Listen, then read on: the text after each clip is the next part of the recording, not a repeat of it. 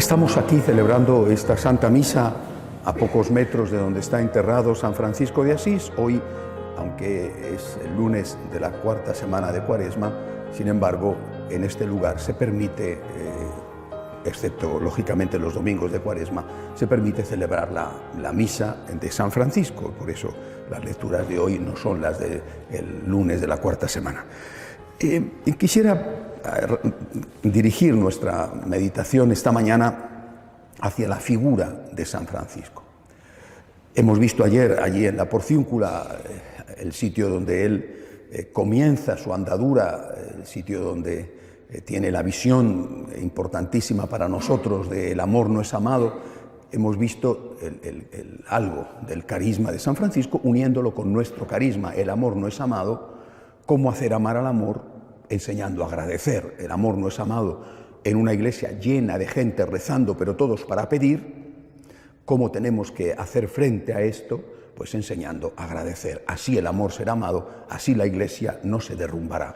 Nosotros cumplimos, por lo menos colaboramos a cumplir y junto con otros cumplimos el encargo dado por nuestro Señor a San Francisco de repara mi casa, que como ves amenaza ruina. Lo vamos a cumplir enseñando a amar al amor, enseñando a agradecer.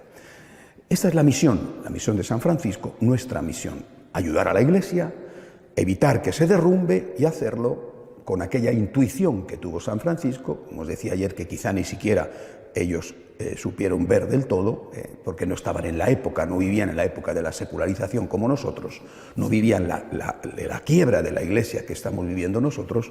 Pues nosotros colaboramos a ayudar a la iglesia a evitar que se derrumbe, enseñando a agradecer, purificando la motivación por la cual nosotros o los hombres deben acudir a la iglesia. Bien, esto en cuanto, repito, a San Francisco, a la misión de San Francisco. Pero ahí me gustaría hoy hablar de la persona de San Francisco. Es decir, podemos caer en la tentación de ver las cosas que la persona hace sin darnos cuenta y sin fijarnos de quién es la persona.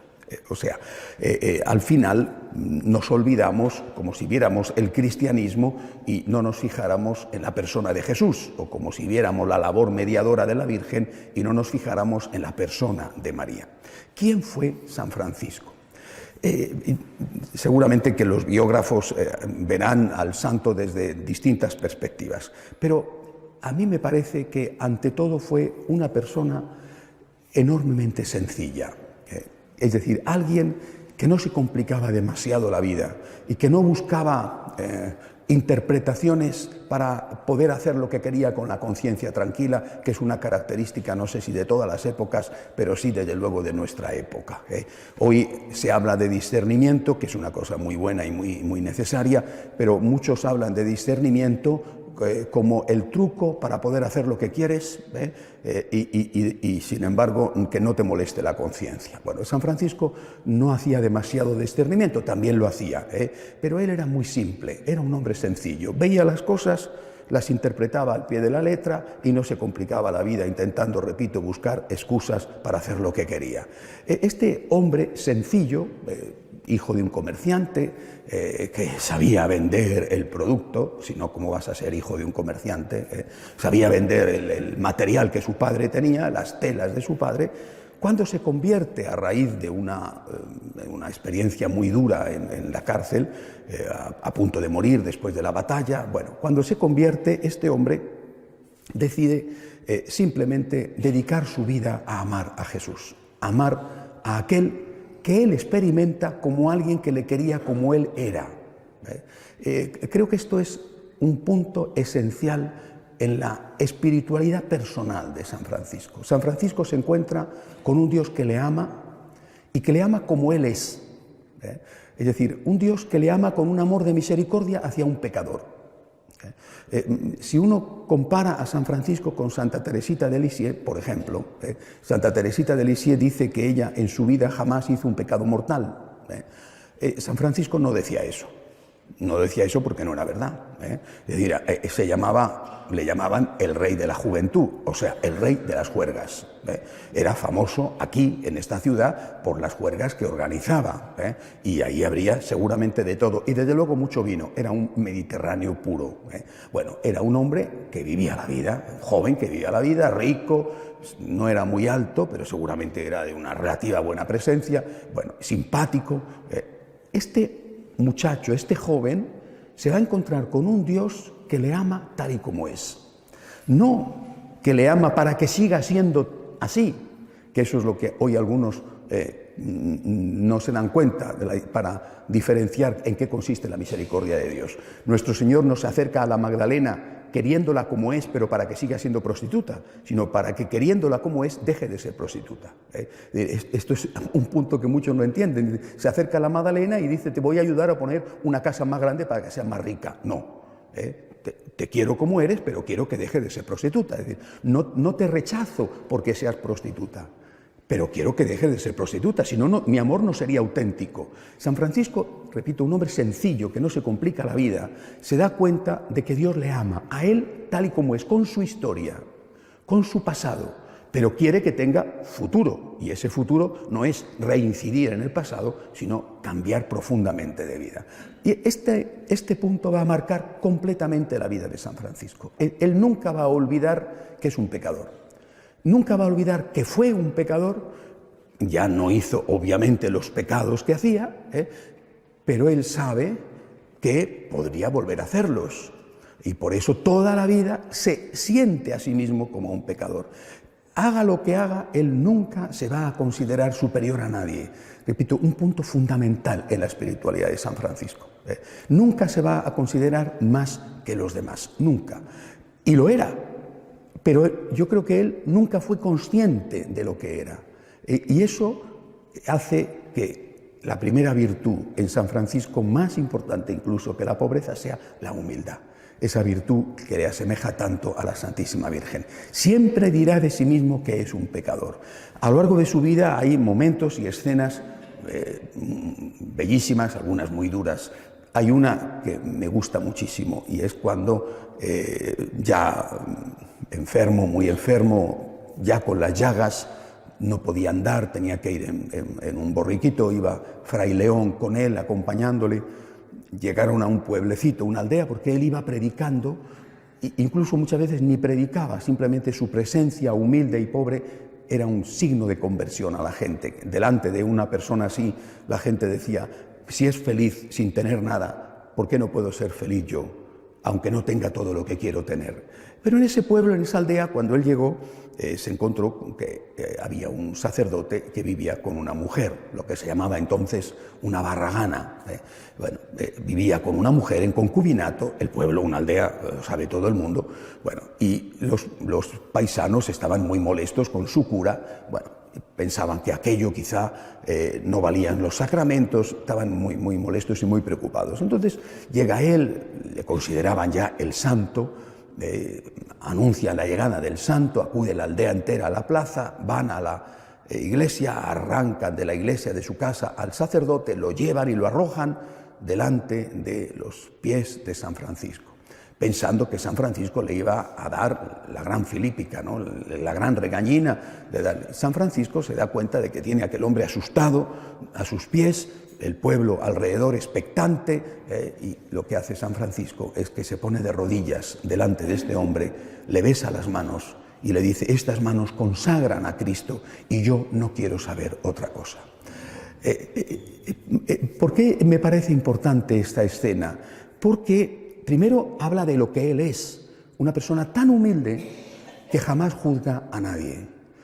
No digo que jamás juzga nada, sino que jamás juzga a nadie. Es muy diferente.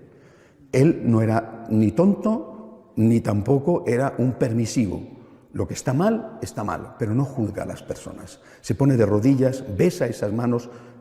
Él, que no quiso ser sacerdote, besa las manos de un sacerdote y dice, a mí no me importa lo que él haga con su vida. Estas manos consagran y es lo único que yo quiero saber.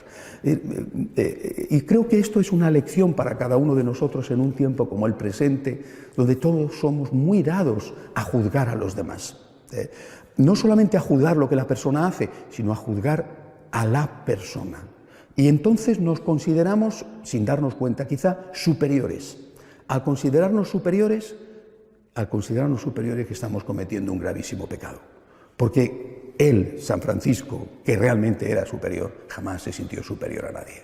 Pienso que, para mí por lo menos, es la primera clave de la personalidad y también de la espiritualidad de este hombre concreto que funda esta gran obra. Después de hablar de la humildad, yo creo que para él lo esencial era un enorme amor al Señor. Un amor al Señor del cual él era consciente. Es decir, él sabe que ama al Señor, pero a la vez él sabe, o por lo menos piensa, es consciente de que tendría que haber alguien mejor que él para hacer la tarea que le han encomendado.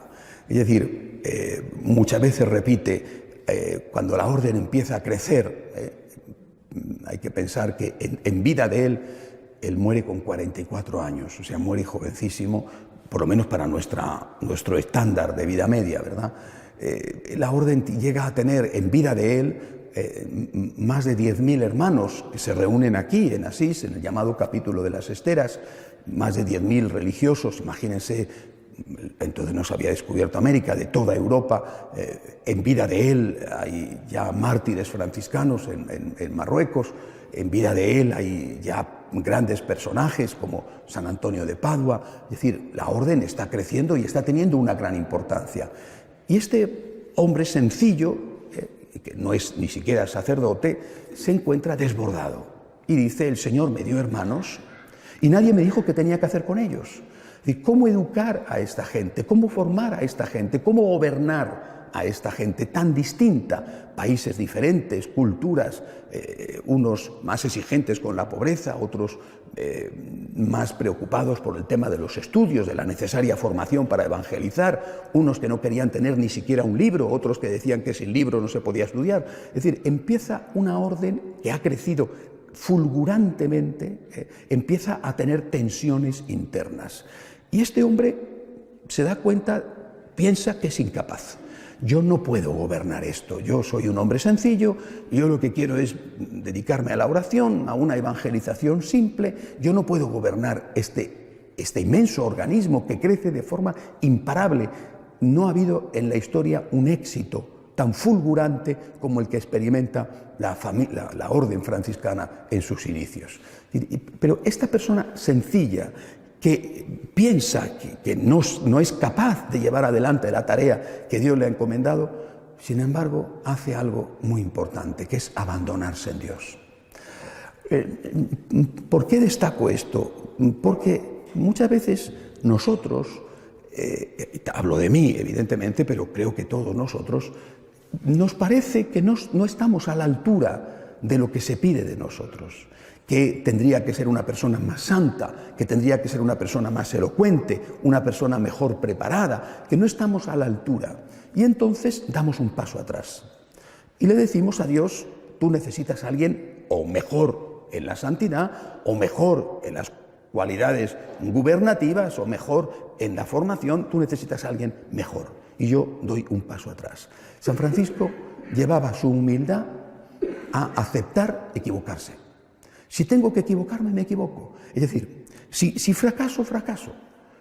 No estoy aquí para tener éxito, estoy aquí para hacer la voluntad de Dios. Es decir, el Señor sabrá por qué me ha tenido que elegir a mí, yo no lo sé, pero yo estoy aquí para hacer la voluntad de Dios. Es decir, no estoy aquí para tener éxito, no estoy aquí para triunfar, seguramente otros lo harían mejor, pero yo estoy aquí, mientras Dios quiera que esté aquí. Es decir, cada uno de nosotros tiene que decirle eso al Señor: aquí estoy, el día que mañana decida el Señor que ya no tengo que estar al frente de una escuela de agradecimiento, o que ya no tengo que estar coordinando una ciudad o coordinando un país, no pasa nada, ¿no? Ni me aferro al cargo, ni me asusta. Yo estoy aquí me han puesto, haré lo que tenga que hacer, otro seguramente lo hará mejor, pues cuando venga otro lo hará mejor o lo hará peor. Yo lo que tengo que hacer es dar mi parte, hacer mi parte del mejor modo posible.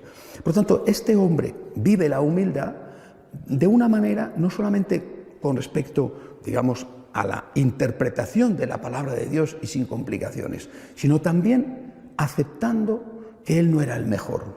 Y cuando se lo dicen, él lo sabe y no le molesta. Aquí hay una anécdota que sucede en Asís, no sabría decir en cuál de las iglesias pasa, que uno de sus compañeros, de sus primeros compañeros, Fray Maseo, se encara con él, porque tenía celos, y se enfrenta con él y le dice: ¿por qué a ti? ¿Por qué a ti? Le dice, ¿por qué a ti te ha elegido Dios? Seguramente Fray Maseo era más culto, era más brillante, no sé si sería más santo no lo creo, pero más culto, más brillante. El caso es que Fray Maseo creía que era mejor que San Francisco y que estaba más capacitado para fundar y para gobernar esta orden, repito, que crecía enormemente. ¿Por qué a ti? Le dice. Y San Francisco le dice: tienes razón, pero a mí me lo he preguntado muchas veces, pero solo hay una cosa que me parece que es la causa de por qué el Señor me ha elegido a mí. Y le dice: porque soy peor que tú. Le dice, porque soy peor que tú. Y de esa manera, siendo peor que tú, siendo peor que los demás, no se me va a subir a la cabeza. Soy muy consciente de quién soy. Y quizás sea por eso que el Señor me ha elegido a mí. Porque así queda de manifiesto que el Señor es el que hace las cosas. Por tanto, creo que estas dos características nos hablan mucho del alma de San Francisco, de cómo era la persona. Alguien enamorado de Cristo absolutamente.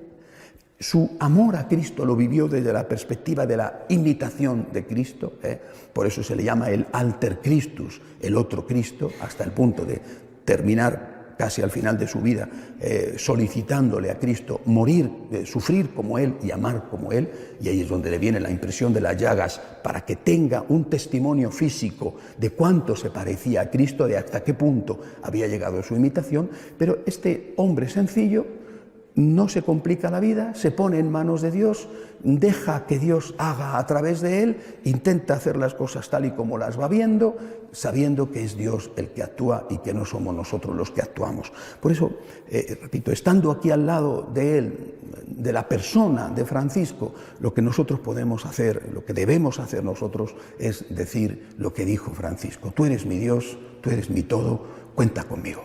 Yo no soy perfecto, yo no soy el mejor, y eso lo tenemos que decir todos, repito, yo no soy, pero cuenta conmigo. Lo que yo tengo es para ti. No te quiero ocultar nada, no quiero reservar nada, cuenta conmigo. Lo que tengo es para ti. Otros seguramente podrán hacerlo mejor, estupendo, pero yo lo que tengo, Señor, te lo doy. Yo te amo, yo quiero amarte, y con mis limitaciones, con mis defectos, con mis pecados, aquí estoy, Señor, para hacer tu voluntad. Yo quisiera que, por lo tanto, esta misa de hoy junto a San Francisco fuera también para cada uno de nosotros una renovación de nuestra consagración. Aquí estoy, Señor, soy una poca cosa, no valgo mucho, pero aquí estoy, Señor, para hacer tu voluntad. Cuenta conmigo, si tú me has llamado, yo no te voy a decir que no, aunque seguramente otros podrían hacerlo mejor que yo. De pie, por favor.